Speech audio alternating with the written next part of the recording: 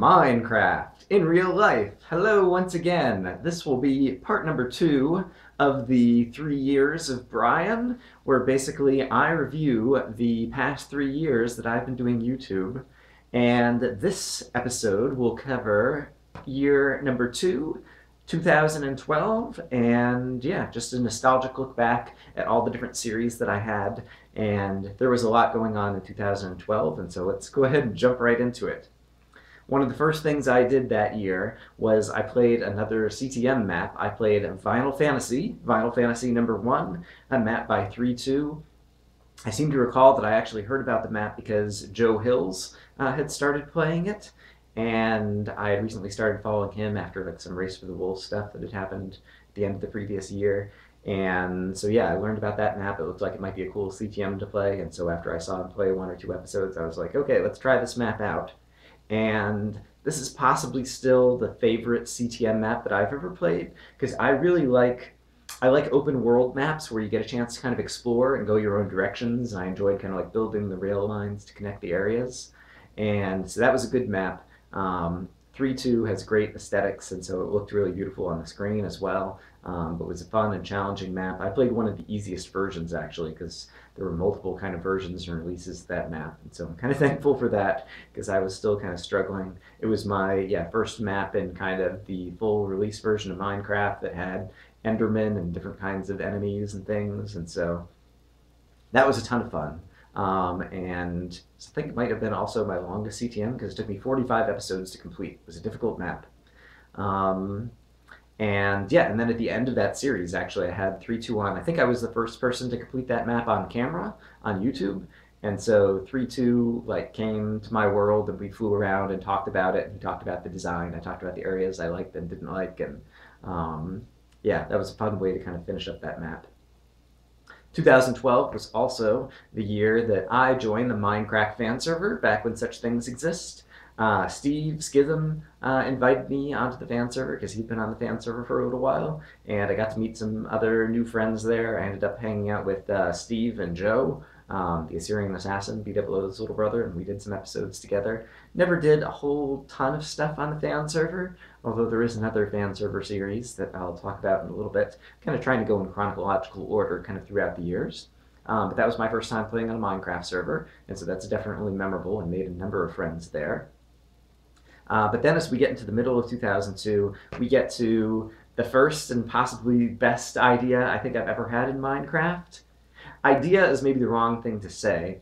So the thing I'm talking about is the end of crafting, which was a 16-episode series, you might call it a mini-series, that basically in Minecraft 1.2, I was going to defeat the Ender Dragon without ever using a crafting table, which meant the only things I could craft were what you could craft in your little 2x2 grid in your inventory, which made the game very hard.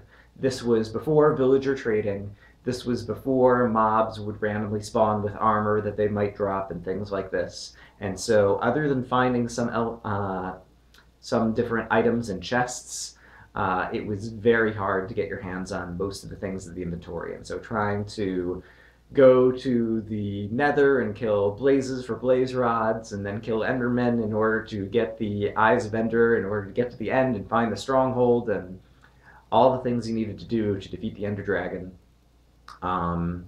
Yeah, it was a super tough battle, like using snowballs to take out the whatever they're called, ender crystals in the end. Yeah, could never create a bed, and so my original spawn was always my spawn point in that series. It ended up being a very exciting series. When I first told some people about the idea, they're like, you can't do it, it's impossible. And I like tried to work my way in my mind through the tech tree, and I'm like, no, I'm pretty sure it's possible, but at the same time, that was the first and only series that I've ever pre-recorded the entire thing. Basically, I did all 16 episodes before I actually aired any of it. Yeah, I think it's important. I think it's much easier to have good ideas than it is to have good execution. And so I think execution is the most important thing.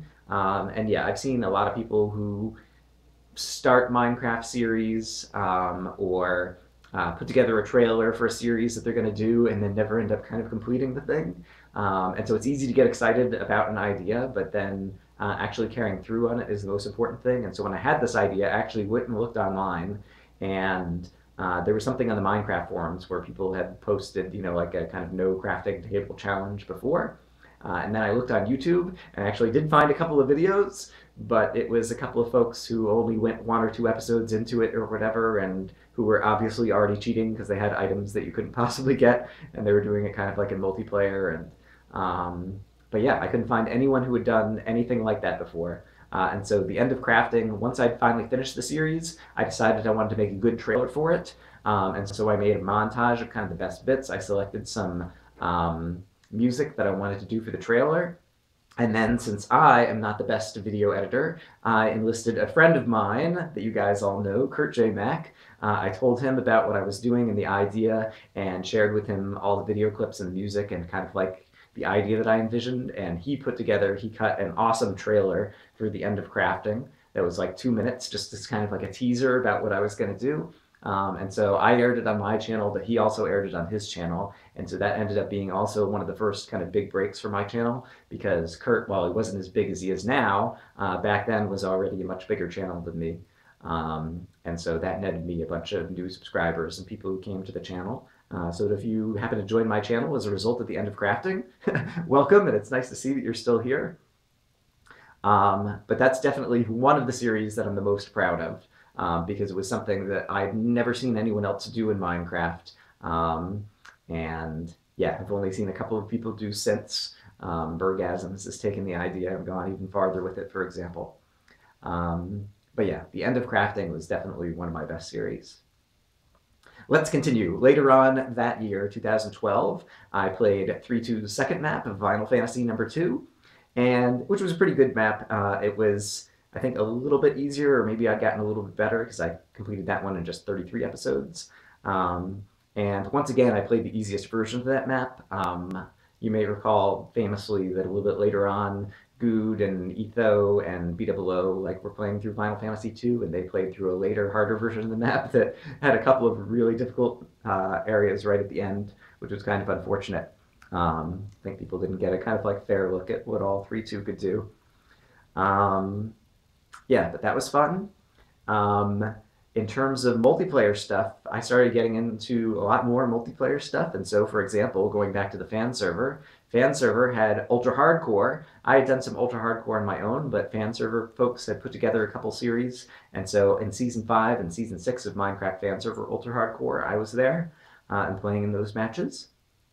I also did my first multiplayer CTM with the KGBs, Kurt, Gleason, Brian, and Schism taking on Spellbound Caves, Vex's first kind of Minecraft 1.0 map, which was a good map, a short map. And so with 4 of us on that map, we destroyed it in 8 episodes. We got through that thing.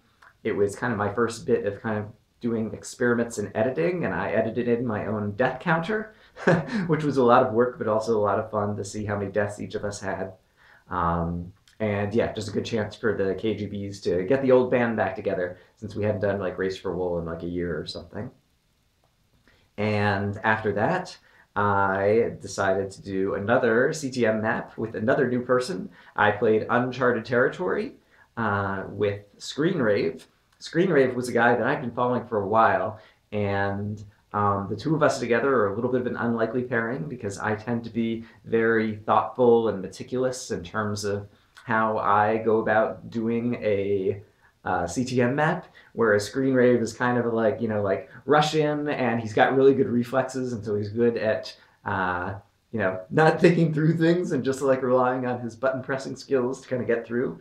But as a result, there's areas where we walk into an area and I'm studying, okay, there's a gas spawner over here, and so we should take these things out, and if we do that, then we'll be able to make progress over here. And I turn around and I'm like, Screenrave, where are you at? And he's already built a bridge right to the wool box, and there's things spawning all around him.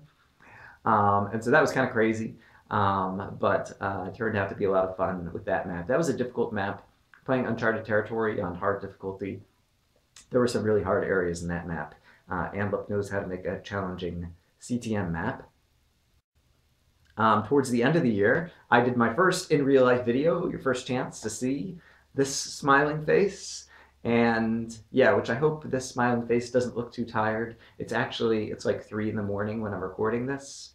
Ever since I've gotten back from my trip, I wouldn't say that I've been jet lagged, but my sleep schedule still has not returned to the correct hours. And the fact that it's February in Seattle and so there isn't much sunlight anyway definitely isn't helping my body reset as a result of the sunlight during the day. Um, and so yeah, hopefully I don't look too tired. I'm kind of like up in the middle of the night recording this because I want to get this video out again today because I was going to try to do these every day. Anyway, yeah, I started recording in real life videos. And so that's been cool, and I'm glad to do these occasionally because it's fun to, I don't know, just get a more kind of direct connection with you guys than I get just kind of playing the games and seeing you guys' comments on the videos. At the end of the year, I decided, as much as I enjoyed playing CTM maps with other folks, I like being able to kind of put my own kind of meticulous, let's go through each area and really conquer it kind of style on a map. A little bit more on the Zisto end of the spectrum. And so I played Uncharted Territory 2, the second map by Amlip. And that one was very difficult. It took me 37 episodes to complete, but once I did, I made a montage of the entire series as kind of the last episode of that to kind of look back on the whole series and see all of my deaths and crazy funny parts of that map. And so that was actually a ton of fun and very satisfying after I completed that map to kind of put together the montage and see it all. And I really had fun with that.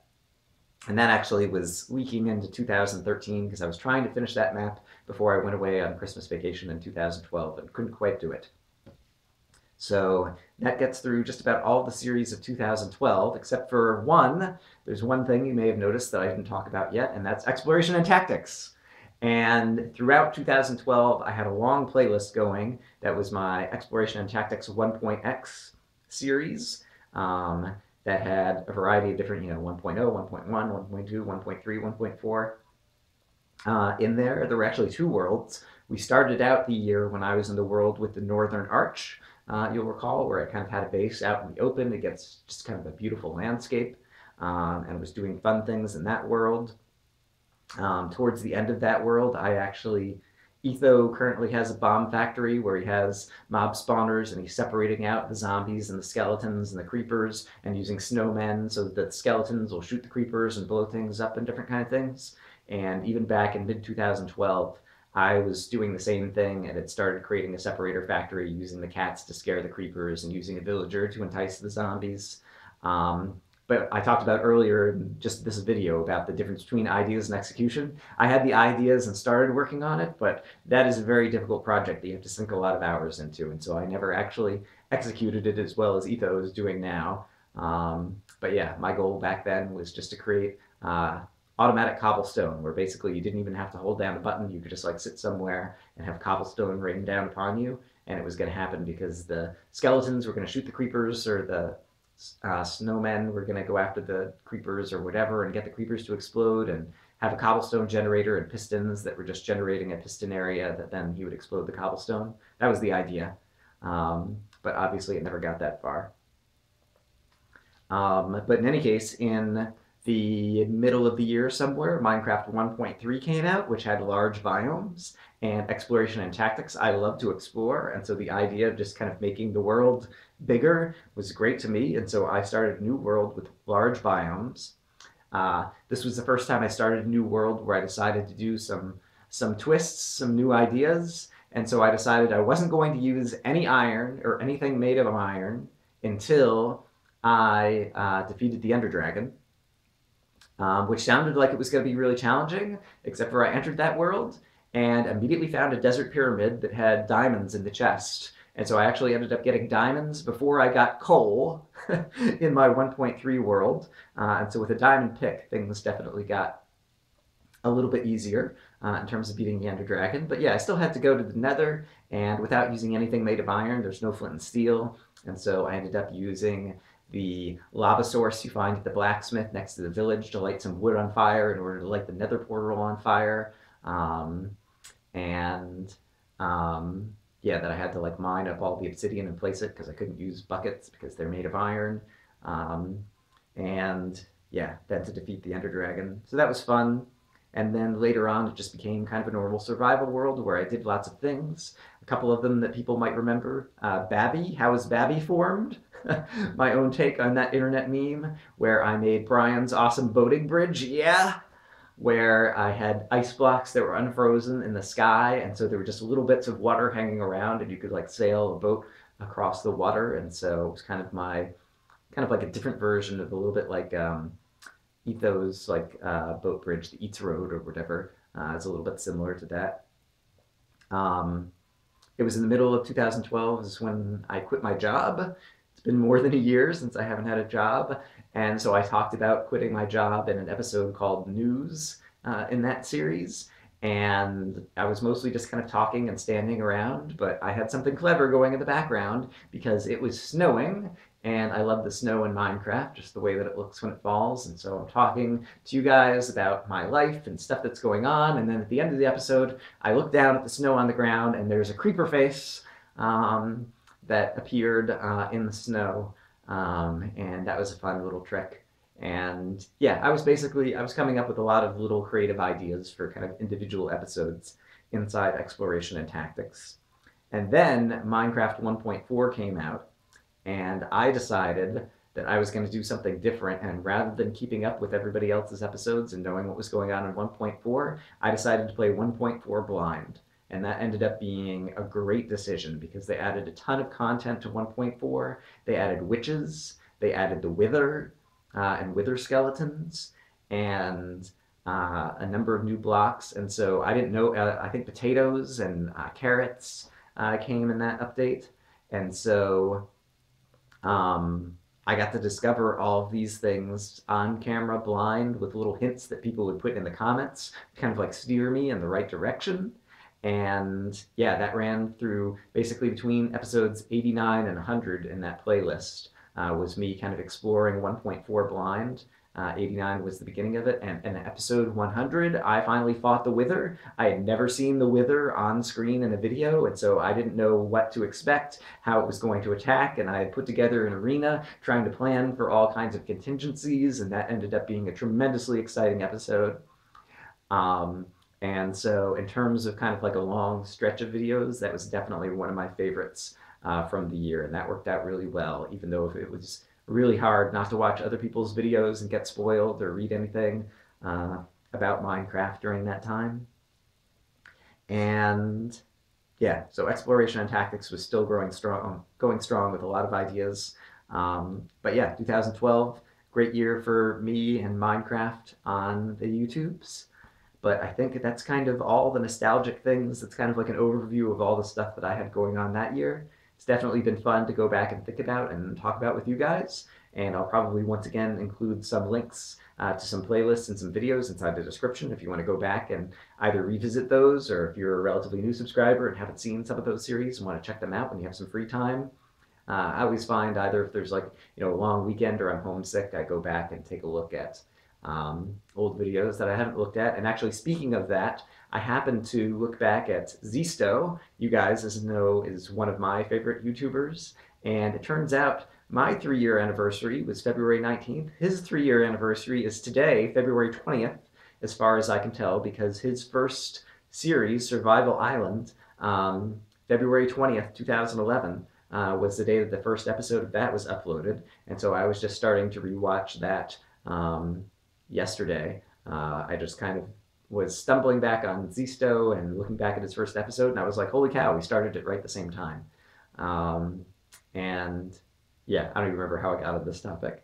In any case, 3 years of YouTube for Brian. That was the nostalgia looking back at 2012. If I manage to stay on track, tomorrow will be a video where I talk about all the things that went on in 2013. And so, as always, I hope that you guys are having a great day, and I will see you again soon. Bye-bye.